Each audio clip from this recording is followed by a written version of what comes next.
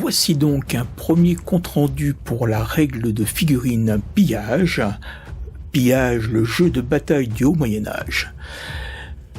Cette petite partie va me permettre de découvrir les mécanismes principaux du jeu, notamment les phases d'initiative, de mouvement, de tir et de résolution des corps à corps. J'ai volontairement mis de côté les phases d'incendie parce que je ne possédais pas de figurines avec des torches et des foyers, donc j'ai voulu simplifier pour bien mémoriser et comprendre les mécanismes de base du jeu. Donc, concernant la table de jeu, j'ai fait un petit village avec quelques villageois, quelques habitants, mais qui ne seront pas d'utilité puisqu'ils vont fuir dès le départ des combats. Ce petit village est constitué de fermes, d'abris pour animaux et de palissades qui sont considérés comme des obstacles franchissables. Ils coupent les lignes de vue parce qu'ils sont suffisamment hauts, mais par contre on peut les franchir moyennant 2 pouces de pénalité. Les forces en présence. Donc, j'ai fait un mini scénario. Donc, nous avons le Jarl Thorvald Asvaldsson qui a décidé de faire une petite visite de courtoisie à l'un de ses vassaux, dont il n'est pas forcément satisfait. Et donc, sa troupe consiste d'un chef, le Jarl Thorvald, d'un guerrier porte-bannière équipé armure plus bouclier. Le Jarl a à sa disposition un berserk qui lui profite de l'hospitalité du Jarl, comme ça se faisait beaucoup à l'époque. Le reste de la bande est constitué de 2 autres guerriers en côte de maille et bouclier, 4 autres bondis des hommes libres qui eux sont équipés juste d'un bouclier, et de 2 archers qui eux n'ont pas de protection du tout. L'autre bande est celle du chef scandinave Rolf Blodox qui défend donc son village. Même s'il a été prévenu, il était à l'extérieur, il est revenu avec quelques-uns de ses hommes pour le protéger. Donc lui est équipé d'une hache à 2 mains, d'un bouclier et d'une côte de maille. Il a à sa disposition un serviteur avec un bouclier et un corps. Il a 2 gardes du corps armés de haches à 2 mains et d'un bouclier, ainsi que de 2 autres guerriers en côte d'armure, puis d'autres hommes libres avec des lances et d'archers également. Pour le déploiement des troupes, donc j'ai considéré que l'attaquant se déployait en premier. Donc Asvaldsson a déployé ses troupes en 2 paquets, répartissant les archers dans chacun des groupes. Un groupe constitué par Asvaldsson et son porte-bannière, et l'autre avec un berserker. L'objectif étant d'entourer, de prendre le village à revers pendant que lui, bannière au vent, fonce vers le centre du village. Rolf Blodox, quant à lui, a déployé ses troupes en 3 parties. Donc, un premier groupe, lui et ses gardes du corps, accompagnés du sonneur de corps, se dirigent vers le centre du village. À côté d'eux sont les archers, près des palissades et s'apprêtent à les franchir, et un groupe plus excentré, composé de 2 guerriers en armure complète et bouclier, et 2 guerriers armés juste de bouclier. Tour 1. C'est Rolf Blodox qui gagne l'initiative, et donc il ordonne à son guerrier muni du corps de sonner l'avance. Bénéficiant de cet avantage, le groupe se dirige vers le centre du village à grandes enjambées. Les archers, eux, franchissent la palissade et se déploient de part et d'autre de la ferme. L'autre groupe, plus excentré, ne bénéficie pas de l'avantage du corps et se déplace normalement vers le côté du village. L'objectif de Rolf est d'occuper le centre du village pour constituer une ligne de défense contre l'envahisseur. Thorvald Asvaldsson de son côté lui fait avancer son premier groupe, guerrier en avant, lui à l'arrière avec sa bannière, et il envoie un archer sur le côté pour protéger son flanc droit. Le second groupe du Jarl se coupe en deux. Le berserker mène des guerriers à l'assaut sur le côté du village comme c'était prévu, tandis qu'un autre guerrier et l'archer pénètrent également dans la cour de la ferme devant eux pour se mettre en position. Après cette phase de mouvement, phase de tir, les lignes de vue sont bloquées, personne n'est à portée, donc comme il n'y a pas de corps à corps, c'est la fin du tour.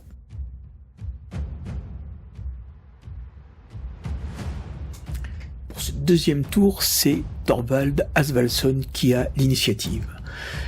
Il fait vite déplacer ses archers l'un contre la palissade au sud, l'autre au centre derrière la charrette pour se mettre en position et pouvoir prendre pour cible les hommes de Rolf Blood-Ox quand ils arriveront.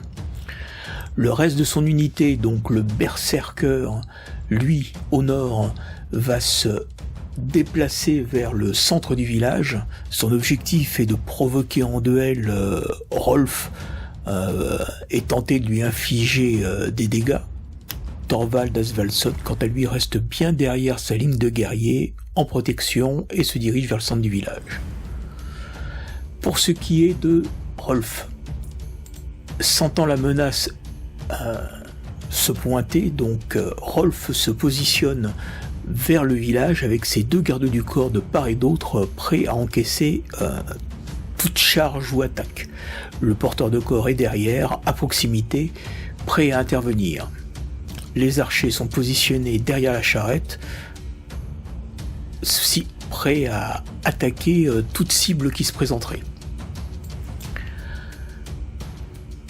Donc au sud, les 4 guerriers qui avaient fait le tour sont tous dans l'incapacité de franchir la palissade.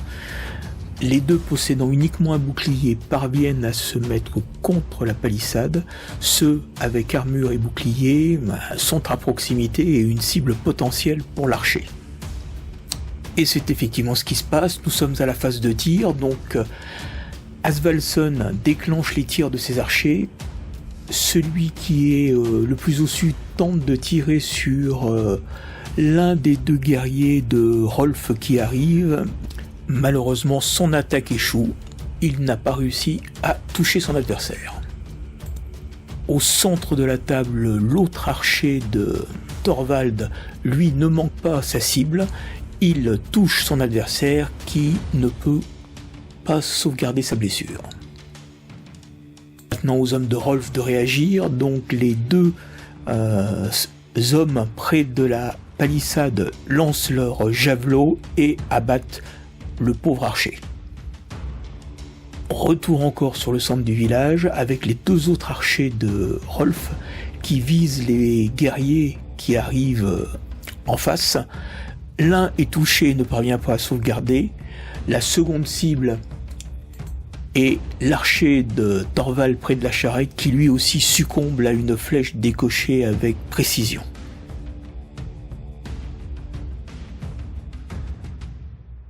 C'est encore Rolf Blood-Ox qui a l'initiative. Il préfère prendre les devants avec le berserker qui arrive, et donc lui et un de ses gardes chargent le berserker. Celui qui était caché dans l'angle et n'avait pas la ligne de vue sur le berserker se met au centre du village pour protéger les autres. Bien évidemment, les hommes qui suivaient le berserker lors du tour de Thorvald Asvaldsson viennent également au contact de Rolf et de son garde du corps. Au centre du village, donc, Thorvald Asvaldsson a bougé ses troupes pour essayer de capturer le centre. Donc il y avait les hommes de Rolf ceux qui étaient au sud qui essayent de remonter vers le centre du village. On passe ensuite à la phase de tir. Donc les archers restants de Rolf Blood-Ox ciblent les 2 guerriers qui sont à la tête de de la colonne qui protège leur chef, et un des deux guerriers de Thorvald est touché à 2 reprises et manque une de ses sauvegardes, donc il est au sol. Côté combat, on commence donc ensuite par le combat du berserker contre Rolf Bolodox et son garde du corps. Donc le berserker frappe en premier puisque les autres ont des haches à 2 mains et ne sont pas des huskarls. Mais en fin de compte, les attaques du berserker échouent, donc ne bénéficient pas de l'attaque sans sauvegarde. Et pour l'autre combat qui oppose les 2 autres guerriers de Thorvald face à Rolf Bolodox, c'est un statu quo. Il y a des touches, il y a des sauvegardes, mais aucune blessure. Donc on reste absolument dans l'état. Au centre du terrain, donc le guerrier qui était derrière la charrette à côté de l'archer, lui avait chargé le porteur de corps, mais il n'a pas été en mesure de lui porter une blessure. En ce 4e tour, attaquons par les mouvements. C'est encore Rolf Bolodox qui a l'initiative, donc son garde du corps qui était au centre du terrain va charger le guerrier qui était à proximité pour en profiter. Au centre du terrain, les 2 guerriers qui étaient de Rolf Bolodox qui étaient sur le côté chargent le guerrier qui était au centre pour l'immobiliser et essayer de le mettre hors de combat. De l'autre côté de la ferme, donc au sud du village, les 2 autres guerriers en armure qui avaient réussi finalement à franchir la palissade se mettent à bonne distance de Thorvald parce qu'ils ne pensent pas avoir la bonne distance de charge et ils veulent éviter à leur tour d'être chargés. Donc ils se mettent suffisamment loin. Maintenant c'est à Thorvald Asvaldsson de se déplacer. Donc lui sent bien la menace des hommes de Rolf Bolodox et donc il préfère se mettre à l'abri en venant épauler son guerrier au contact, ce qui permet de bénéficier de la bannière et d'assurer le contrôle du centre. Il n'y a pas de phase de tir puisque quasiment tout le monde est au corps à corps, donc on passe à la phase de combat. Donc phase de combat où Rolf Bolodox et son garde du corps étaient engagés par 2 guerriers de Thorvald. Il n'y a pas photo, les haches à 2 mains font leur travail et les guerriers sont terrassés. Au centre du village, donc j'ai résolu d'abord le combat qui avait déjà lieu entre le guerrier de Thorvald et le sonneur de corps de Rolf. Et là, le sonneur de corps de Rolf, après avoir résisté à un tour, succombe ce tour-ci. Mais il sera vite vengé par le garde du corps qui vient d'arriver, qui assène un grand coup de hache à 2 mains dans le dos du pauvre guerrier de Thorvald, ne lui laissant aucune chance. Donc au centre du village, les 2 guerriers qui attaquent les Thorvald et ses hommes parviennent à blesser un des guerriers au prix d'un des leurs. Thorvald, quant à lui, ne va laisser aucune chance avec son porte-étendard au dernier des guerriers de Rolf et le terrasse. Nous sommes donc à la fin du tour et il ne reste plus que Thorvald Asvaldsson et son porte-bannière, 2 vivants dans le village. Nous arrivons donc au tour 5. L'initiative est à Thorvald Asvaldsson qui, vu les circonstances, ils ne sont plus que 2 sur un effectif de 11, donc il décide de rebrousser chemin et de repartir là d'où il vient. Les troupes de Rolf Bolodox, elles, vont se regrouper, les archers franchissent la barrière pour tirer des flèches et provoquer encore plus le départ sous les colibés du pauvre Thorvald. Rolf Bolodox et ses gardes du corps se regroupent au centre du village pour fêter dignement la victoire.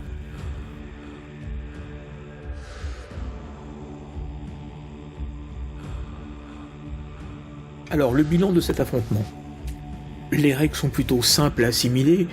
Bien sûr, j'ai dû regarder de temps en temps les tableaux parce que je ne connaissais pas encore les sauvegardes, les chances pour toucher, pour combattre. Mais bon, avec l'habitude, c'est le genre de choses après qui seront systématiques, 4+, 5+, 6+. Je l'ai déjà vécu dans d'autres règles. Et c'est un peu facilité par le fait que tous les guerriers ont le même profil. Il y a quelques spécificités pour les chefs qui ont 2 attaques, les berserkers qui annulent la défense, la sauvegarde de défense de l'adversaire, mais ça reste relativement simple. Je n'ai pas testé les incendies. Voilà, je pense que c'est aussi tout un mécanisme qui va se mettre en place. Moi, je trouve que la règle marche bien, il n'y a pas eu trop de questionnements, trop de blocages. Ça permet de faire une partie sur 2 heures de manière assez facile. Donc, plutôt une belle réussite. Donc, côté stratégie, les 2 adversaires étaient très volontaires et agressifs, avaient un peu la même tactique de faire 2 groupes pour tenter d'un choc frontal et d'avoir un mouvement d'enveloppement. Ce qui a peut-être fait la différence, ce sont les archers plus nombreux du côté de Rolf, parce que finalement ils font des dégâts assez importants, même s'ils sont assez fragiles. Ils provoquent quand même, c'est une vraie menace dont il faut tenir compte. Le seul point, c'est qu'effectivement, comme j'ai utilisé des figurines issues de mon armée Warhammer Battle, eh bien elles étaient équipées de lances de jet. Voilà, principalement, le but étant un peu à la manière des légionnaires romains avant de monter à l'assaut, de lancer son projectile pour encombrer l'adversaire et son bouclier. Là, lors d'une charge, c'est pas possible, donc et en contre-charge, je n'ai pas vraiment eu le cas de quelqu'un qui pouvait en réaction de charge pouvoir lancer son projectile sur l'assaillant. Ça sera retesté, mais bon, je pense que ça peut être intéressant.